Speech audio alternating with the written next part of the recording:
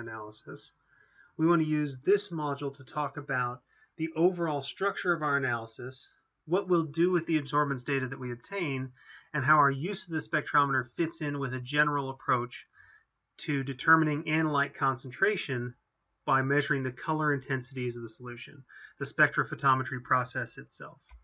So as we discussed in the other module, a spectrophotometer, sometimes shortened to spectrometer, is an instrument that measures the transmission of light. The way that device broadly works is it contains 4 basic components, which we'll talk about in a lot more detail in lecture later on this term: a light source, a wavelength selector known as a monochromator, and the job of the monochromator is to act as an optical filter and take the broad range of wavelengths that you get from white light and narrow it down to a single band or packet of wavelengths. It essentially takes one specific wavelength or one specific energy of light at a time and sends it to your sample. So the way that's generally going to work is it's going to separate all the individual wavelengths that make up white light in space, and then the wavelength filter, the monochromator, will turn and direct a single wavelength of light at a time at your sample. And so that's what the instrument actually does when it's scanning your sample and kind of querying it with wavelengths from 400 to 800 nanometers. It starts out scanning it with blue light, then it moves on to green light, yellow light, orange, red, etc. Obviously, the light interaction with the sample is what's going to determine the absorbance value that the instrument actually measures. Since we're irradiating a molecular compound with visible light, what we're doing is we're exciting electrons within the sample. The electronic and vibrational energy states of the sample will determine specifically which energies of light the analyte that we're looking at absorbs, and then the intensity of the light absorbed will be related to the concentration of the sample through Beer's law.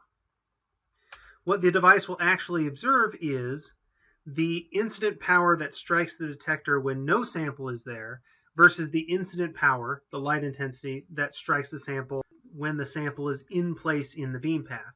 And the difference in these two measurements, incident light intensity when the sample is not there versus incident light intensity when the sample is there, which we abbreviate P0 and P respectively, is what's going to determine the absorbance measurement that comes from the solution.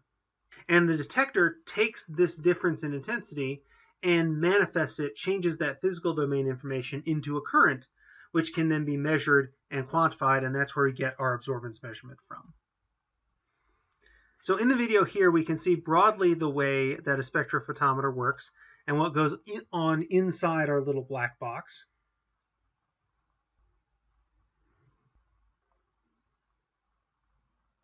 So the spectrometer they're showing here is a little less advanced spectrophotometer that you've worked with before called a Spec 20, but it works on the same principle. White light is separated by the diffraction grating, which is the monochromator, which then beams specific wavelengths through an exit slit to interact with the sample.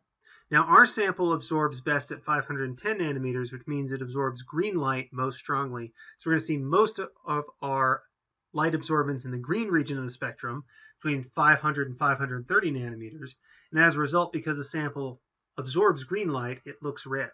And what we're seeing here is the intensity of different colors passing through the sample and being registered by the detector. So these are the 4 basic components of your spectrophotometer: light source, monochromator with exit slit, sample holder, and detector. And when you put all those together in the right way, you can measure the intensity of light absorbance that your sample provides and relate that to the sample concentration. There's another video here that you can access through the PowerPoint slides, which shows you how an energy dispersive spectrophotometer like our Helios Gamma works in a little more detail. It's a little more complicated optical system, but the 4 basic parts are the same. So obviously, as we showed you in the other video, what we're going to do is we're going to take an absorbance measurement for each of the standards you prepared, a triplicate measurement on the unknown that you prepared, and a triplicate measurement on the blank. What's going to happen at the sample is your sample is going to be placed in one of those quartz crystal cuvettes,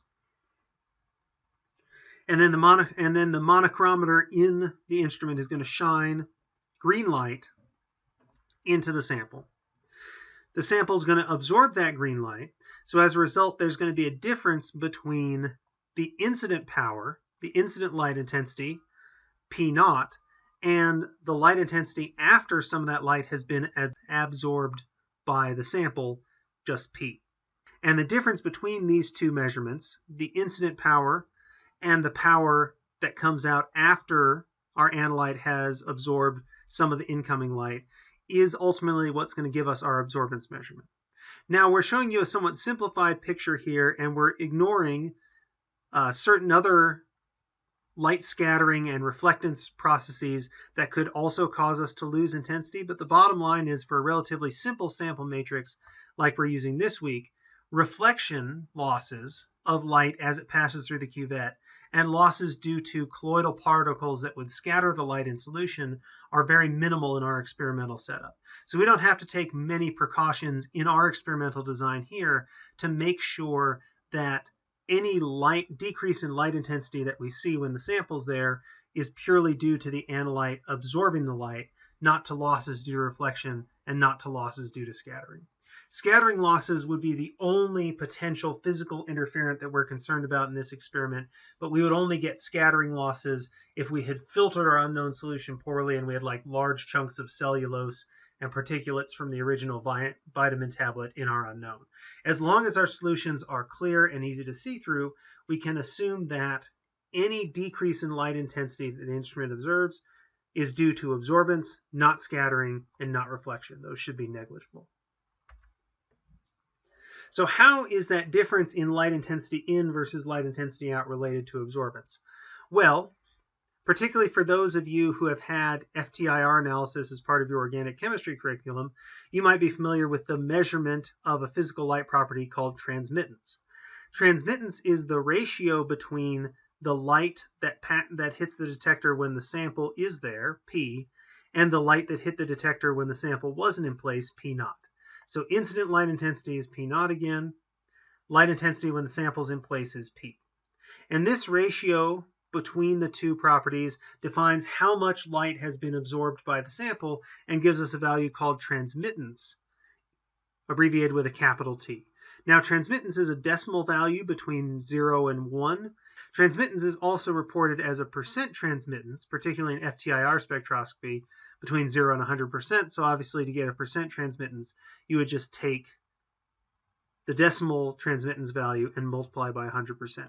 In our experiment, though, we're going to be concerned with transmittance as a decimal value because we can relate that to absorbance. So the relationship between transmittance and absorbance, the instrument response that we want to measure, is that the absorbance is the negative log of the transmittance. So if we take the negative base 10 log of the transmittance, we get the absorbance. And that's what our spectrophotometer is actually going to report to us. So negative log of transmittance is what's defined as the absorbance. And we want to work with the absorbance because we can relate absorbance to concentration very directly. The relationship between analyte concentration and absorbance is a linear mathematical relationship, which is known as Beer's law, which says that the absorbance A is equal to the product of three constants, epsilon, B, and C. Here, C is the sample concentration, generally in molarity, but you can use any concentration unit. B is the path length across the cell, typically measured in centimeters. So for our quartz crystal cuvettes, the path length is going to be 1 centimeter, which is a very typical path length. And then lastly, this epsilon is a physical constant known as the molar absorptivity coefficient, or sometimes more generally as the molar extinction coefficient, which is simply a measure of how much light a single molecule will absorb at a chosen wavelength. And this value is constant at a specific temperature and in a specific solvent, so it's characteristic of the chemical compound that you're working with. We're going to use Beer's law indirectly to determine our analyte concentration, and we'll show you how in a second. But you can actually use Beer's law to determine the concentration of an analyte from a single measurement if you know the molar absorptivity coefficient.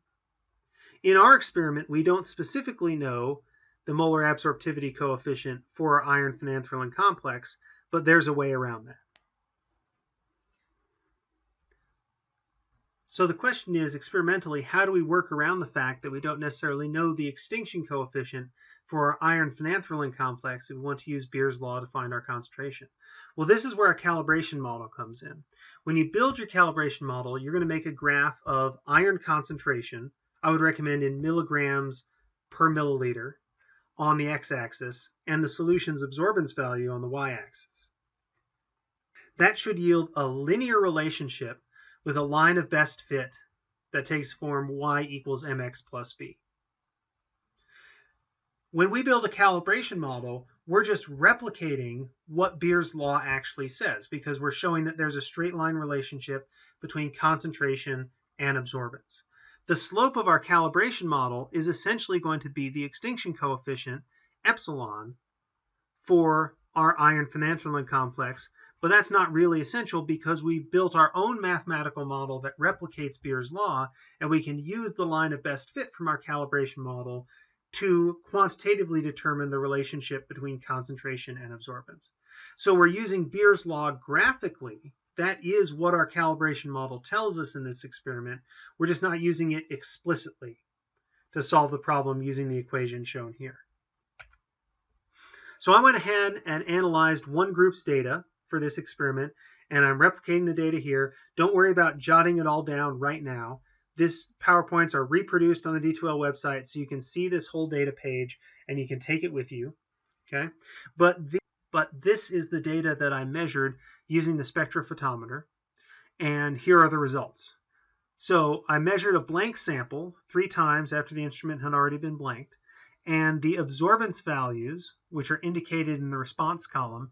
Remember from the spectrophotometer lecture that absorbance is a unitless measure because it's based on the log value of a ratio, so there's no units that go along with your absorbance value. The absorbances were 0.004, negative 0.002, and 0.004 for 3 triplicate measurements on the blank. When I measured the iron standards, and I haven't indicated their concentrations here, you guys will have to determine what the concentrations are based on the serial dilution that you did and the original iron concentration of the standard solution that you started with last time we did the experiment. The absorbance value of the highest iron standard concentration solution was 0.399. The second highest iron standard absorbance was 0.212. Third highest was 0.085. And the fourth highest iron standard concentration gave an absorbance of 0.044. The unknown solution was also measured in triplicate and gave absorbance values of 0.162, 0.145, and 0.143. So this is the data you're going to use to build your calibration model. Now remember, when building the calibration model, only your iron standard data goes into the construction of the calibration model, goes into the construction of the line of best fit. To make your calibration model, you need to first determine what the concentrations of these iron standards actually are, and that's something that is now part of your pre-lab questions for this assignment, so that I can double check your concentration work and make sure that your iron standards are the concentrations that you think they are before you submit your lab report. You're going to take an average absorbance value of your unknown, plug it into your calibration model, and see what the concentration of iron in the solution that you measured was. Then you're going to back calculate, accounting for the dilutions that you made to the original iron tablet digest, to find the concentration of iron in milligrams in the tablet that you analyzed. A couple of caveats here and a reminder. In your lab write-up, in your results section, make sure to include the following data, and if you have time, please run the relevant calculations by me. I'll be happy to check your guys' quantitative work before you ever sit down to write your report. So my recommendation would be do your data analysis right away.